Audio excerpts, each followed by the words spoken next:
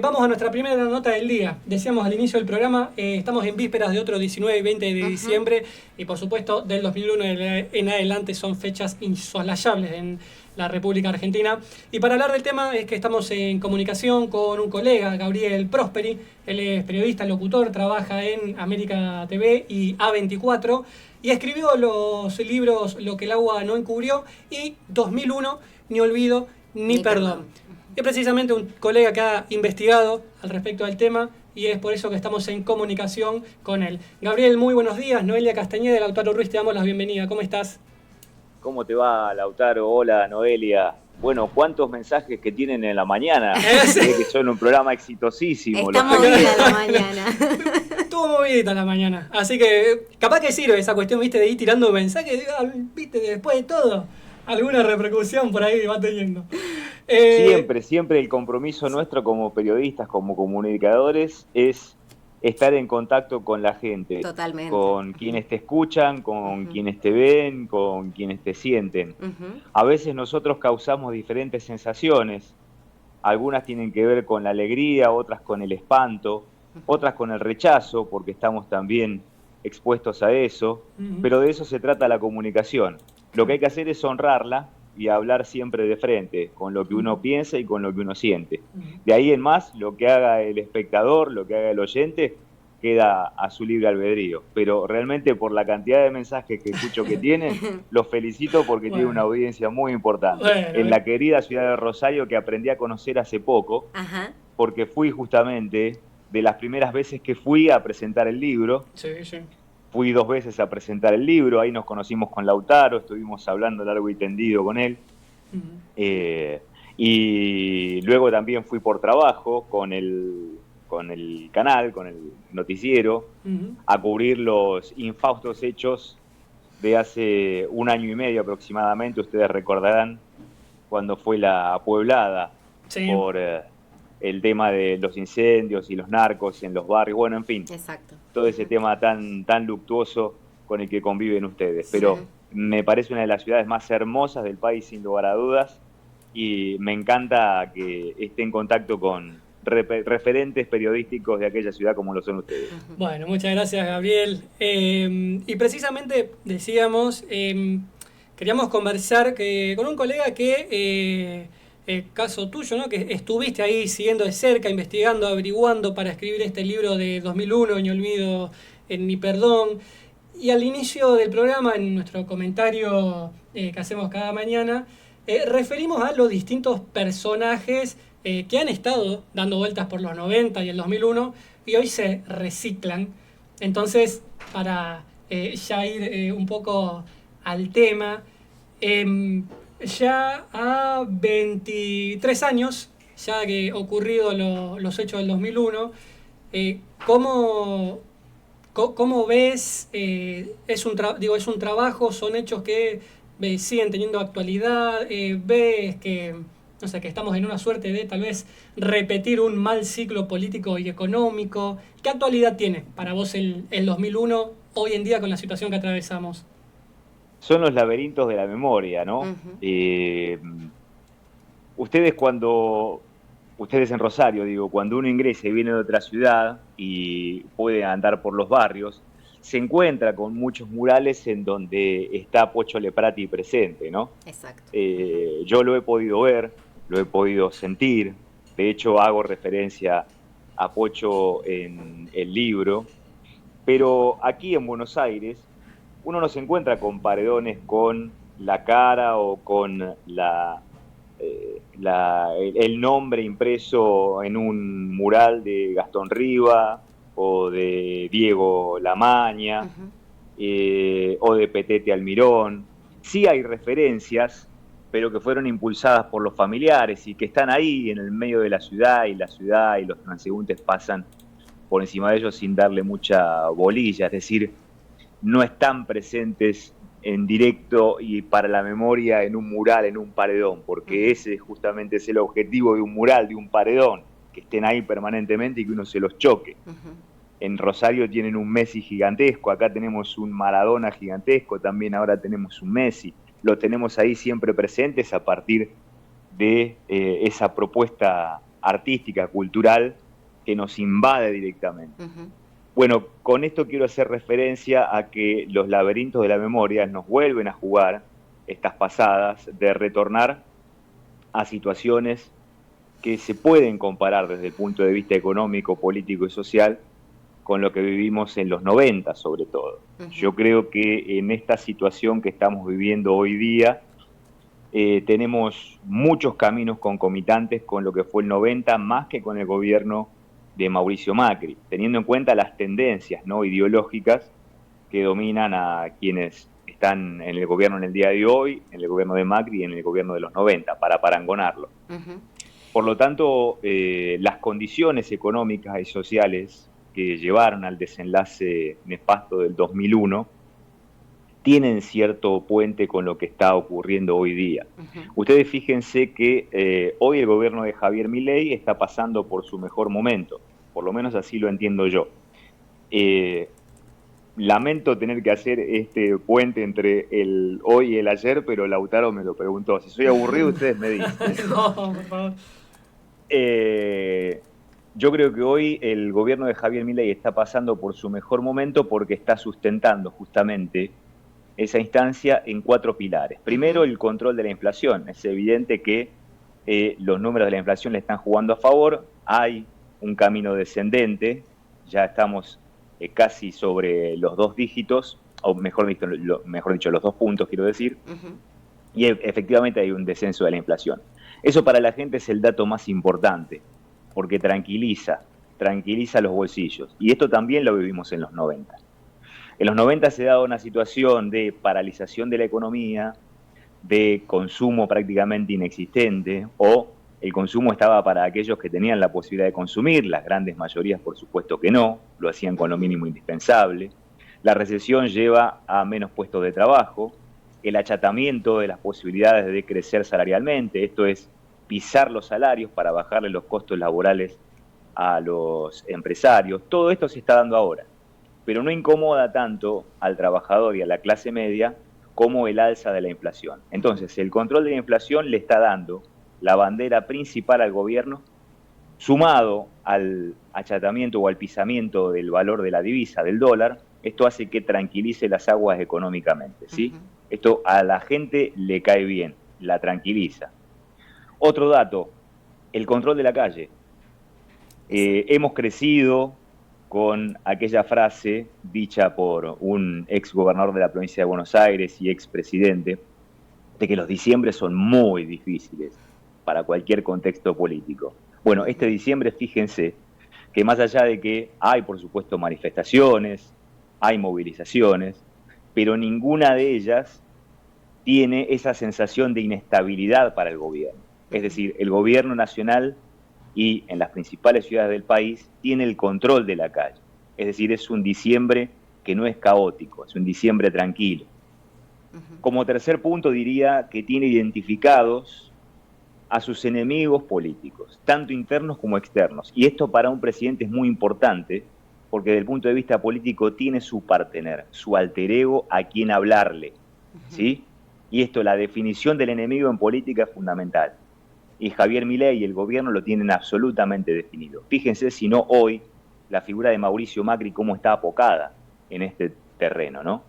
Milei le da cada vez menos espacio al Congreso. De hecho, no vamos a tener sesiones extraordinarias, porque así lo quiso el presidente. Tampoco va a tener presupuesto, porque así lo quiso el presidente. Es decir, no le abre el juego al Congreso, en donde el propio Mauricio Macri podría ponerle un coto a la gestión de Javier Milei. Y como cuarta instancia, la batalla cultural. Esto de que la casta política es lo peor que tiene la Argentina, con ese paradigma con el cual Javier Milei llegó a la presidencia y convenció a tantos chicos, sobre todo porque tuvo su principal caudal electoral entre los pibes de entre 18 y 30 años. Esto de la casta política, ¿no? El caso Cuéllar es fundamental, porque si bien puede estar la sospecha, creo que nunca será comprobada, de que haya tenido dádivas por votar a favor del gobierno en el Congreso, lo que está mostrando el caso Cuéllar es la esencia de la casta política a la que hace referencia Milei. Personajes rastreros que por 2 o 3 mangos hacen cualquier cosa y que son una fantochada a la hora de declarar, a la hora de votar. Es decir, no hace más que alimentar el ego, sobre todo intrínseco de todos aquellos que votaron a Javier Milei, votando justamente eso, o contra eso, contra esa casta. Entonces, esos 4 vértices de este cuadrado hacen que Milei tenga este diciembre soñado, me parece, para él, más allá de las condiciones, digo, socioeconómicas, que tienen mucho de similares a las que se vivieron en los 90 y que las vamos a ver seguramente mucho más ahondadas en el año que viene. ¿Cómo terminará esto? Si vamos hacia el 2001, si esa es la pregunta escondida detrás de lo que recién me consultó Lautaro, bueno, solo la historia lo podrá decir. Lo cierto es que lo que tenemos sí en la memoria popular, aquellos que lo vivimos, es que el 2001 fue de lo peor que pudo haber vivido la Argentina, porque estuvimos al borde de la desintegración social, sin lugar a dudas. Exacto. En este sentido, Gabriel, y bueno, y yendo particularmente al libro que hacíamos mención, 2001, ni olvido ni perdón, consultarte y que nos puedas contar cómo fue el abordaje de esta investigación, de la investigación que llevó el libro, precisamente en esa idea de generar memoria, de que se conozca la historia. Vos recién hablabas de Javier Milei, cómo se dirigió a los pibes, porque la verdad que su campaña estuvo dirigida a los pibes, y hay muchos pibes que hoy, la historia reciente, como es el 2001, no la conocen, o la conocen muy por arriba, y quienes vivimos esos años damos cuenta de lo que vos recién decías, de ese momento tan crudo. Por eso que nos puedas dar cuenta en esta tarea de traer la memoria, de trabajar sobre la memoria, cómo fue el abordaje de esta investigación. La pregunta o la contrapregunta a lo que vos me preguntás, Noelia, sería ¿por qué los pibes que pueden votar a Javier Milei, tal vez sopesando más sus formas que su contenido, no tengan presente el 2001, ¿no? Exacto. Sí. ¿Qué estamos haciendo nosotros para que el 2001 desaparezca un poco en ese laberinto de la memoria del que yo hacía referencia? Esto yo lo comencé a pensar allá por el año 2016, principio de 2016, cuando en diciembre obviamente se iban a cumplir 15 años del 2001, estábamos durante el gobierno de Mauricio Macri, y se observaba justamente que personajes de la política que habían convivido con aquellas épocas de los 90 y que culminaron en 2001, volvían a la escena con el gobierno de Mauricio Macri. Entonces, una forma tal vez de alertar a lo que nos podíamos ceñir si seguíamos en ese rumbo era un poco volver a las causas y a lo que derivó en el 2001. En este caso, de mi parte y con un pequeñísimo granito de arena, era comenzar una investigación sobre aquello, ¿no? Y acercarme primero a los familiares de las víctimas. Y eso fue, me parece, lo más rico que me ha tocado vivir en esta investigación, porque eran personas que, las víctimas del 2001, no tenían nombre y apellido, ¿no? Por eso yo hablaba de Pocho Leprati, y qué notable lo de los rosarinos que lo mantienen permanentemente como bandera, o por lo menos una parte de la sociedad rosarina que lo tiene siempre bien presente. Los nombres de los asesinados aquí a metros de la Casa Rosada no están. Y yo me hacía cargo de eso porque tampoco lo sabía hasta tanto me metí en la investigación. Y esto de silenciar los nombres, de convertirlos en números, es decir, las víctimas de tal caso tuvieron tantos números, las víctimas de las Torres Gemelas tuvieron tantos números, las víctimas de determinada guerra tienen tantos números, las víctimas del 2001 tienen tantos números, de despersonalizar justamente a las víctimas, vacía de contenido a lo que es la memoria popular.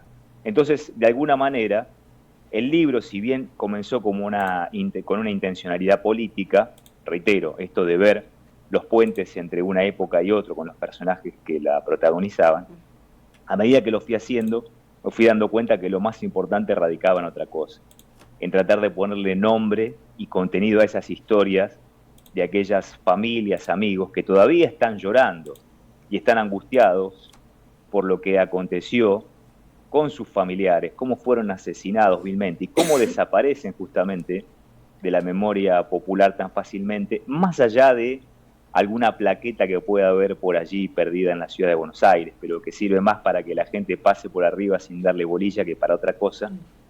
Me refiero no a que no tenga buena intención eso, sino que lamentablemente al no impactar en la gente directamente quedan como desapercibidas. Claro.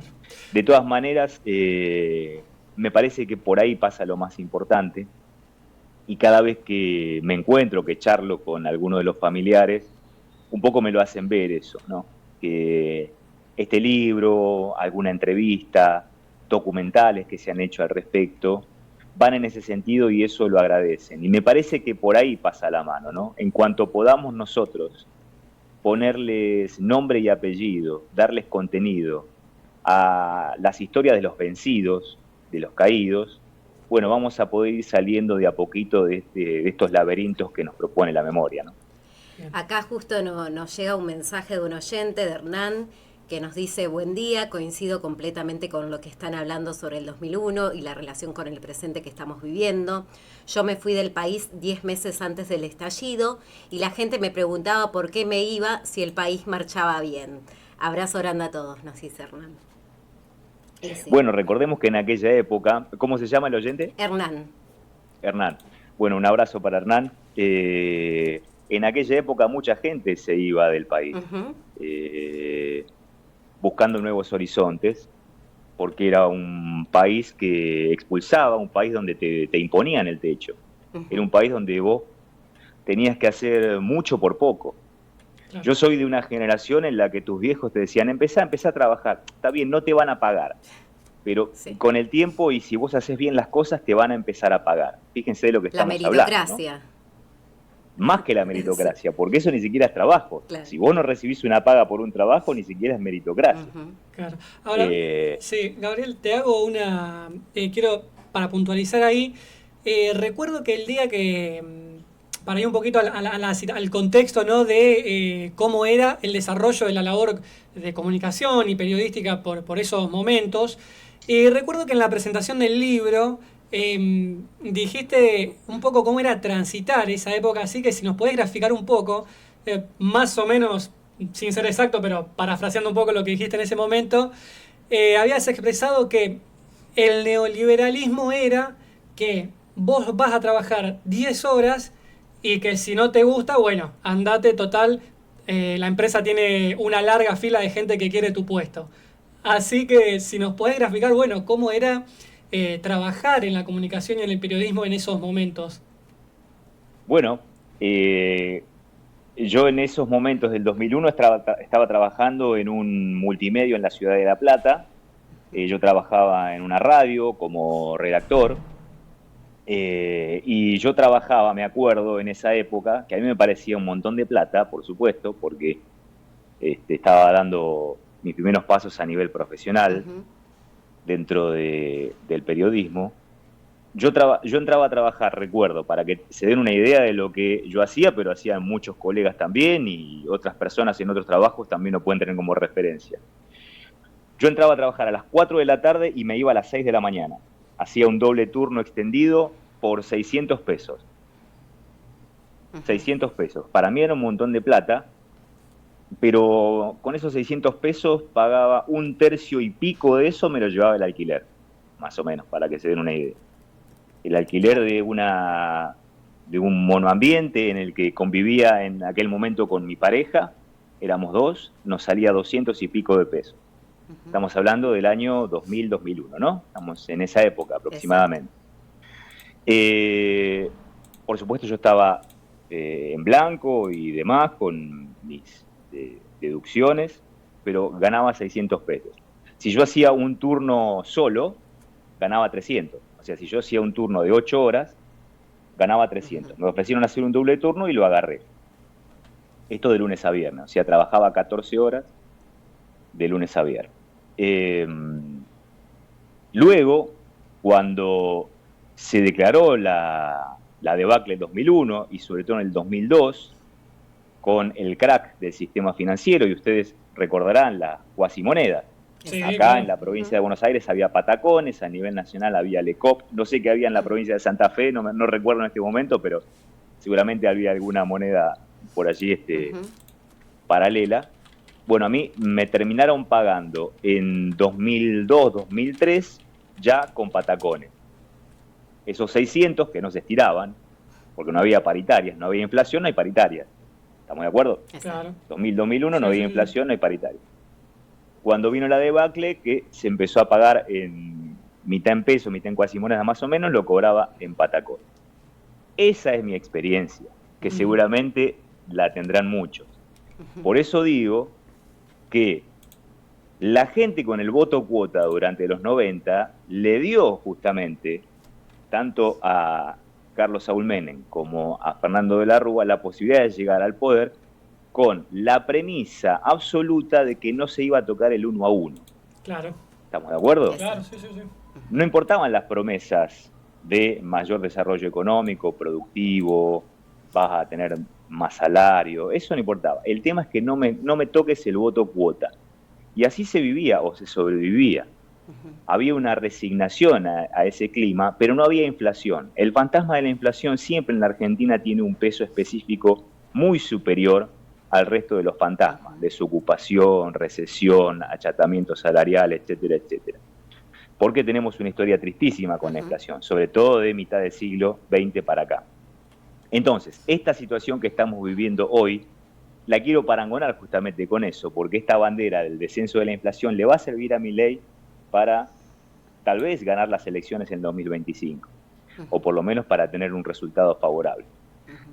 Pero si ustedes me preguntan, como decía Lautaro, ¿cuál es justamente el espíritu del neoliberalismo que yo sentí en carne propia en aquellos tiempos?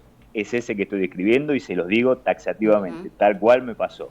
Yo trabajaba 14 horas por 600 pesos, que en ese tiempo eran $600. Claro. Habría que hacer la cuenta a ver si hoy trabajando 14 horas podemos ganar $600 y así veremos cómo nos iba, ¿no? Y pensaba, bueno, mientras te escuchaba y trayéndolo a lo que es hoy, la realidad de los Perdón, medios. pero con $600 yo no me iba a veranear a Aruba, ¿eh? Claro. Perdón, Claro, no sé si detalle. alguno podía, pero yo no. Yo con 600 pesos, de esos 600 pesos ya digo, 200 y pico de dólares Iban al alquiler. iban al alquiler y un monoambiente, ¿eh? Exacto. Y pensaba, digo, en la situación hoy de los medios, lo que hablamos continuamente, compañeros, colegas que tienen 3 o 4 trabajos paralelos de mobileros, de redactando notas en una radio para hacer mínimamente un salario digno, mínimamente, y la condición de ser monotributista y no tener un ingreso fijo y tener que facturarte vos mismo, es esa hoy la realidad y el ataque sistemático, sin lugar a dudas, a los distintos medios. Pero pensaba esto mientras te iba escuchando, cómo con los años eso se va potenciando y hoy estamos en esta situación de que muchos colegas, nos pasa con muchos compañeros que tienen 3 o 4 trabajos en el día para poder llegar a un salario digno mínimamente. Nosotros...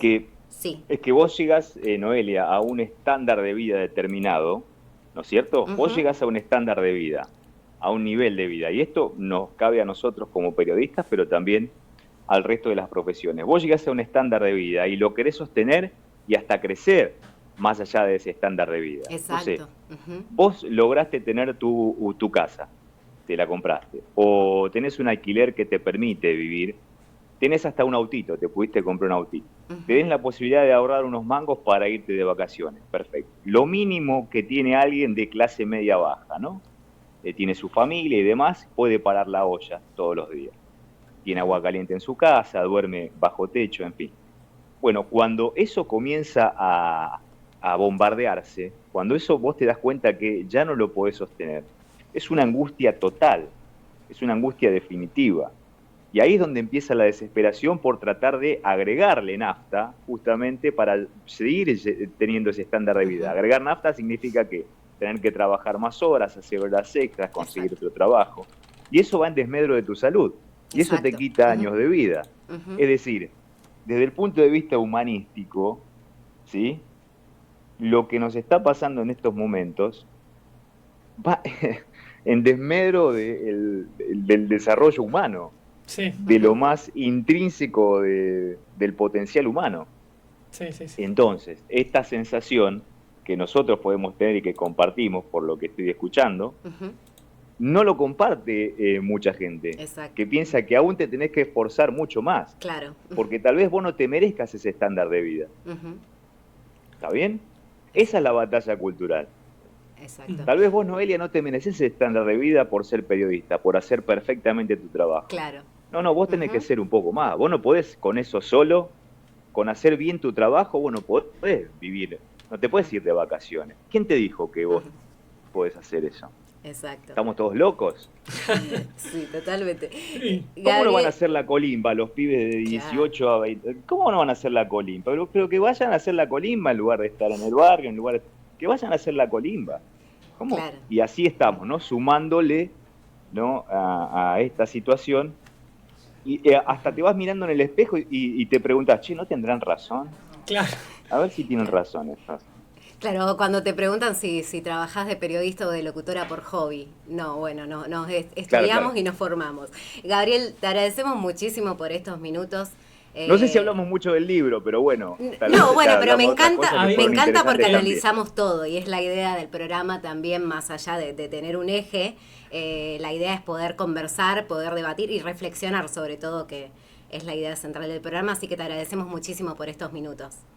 A ustedes, Noelia, Lautaro, muchísimas gracias. Y me gusta mucho el título del programa. No hay lugar para los haters. Estuvo ahí pensado. Gabriel, te mandamos un abrazo grande y bueno, felicidades ahí con la familia y amigos. Muchas gracias y que tengan un gran año. Muchas gracias. Pasaba Gabriel Prosperi, periodista, locutor en América TV y A24 para reflexionar entre colegas sobre lo que ha sido la masacre del 2001.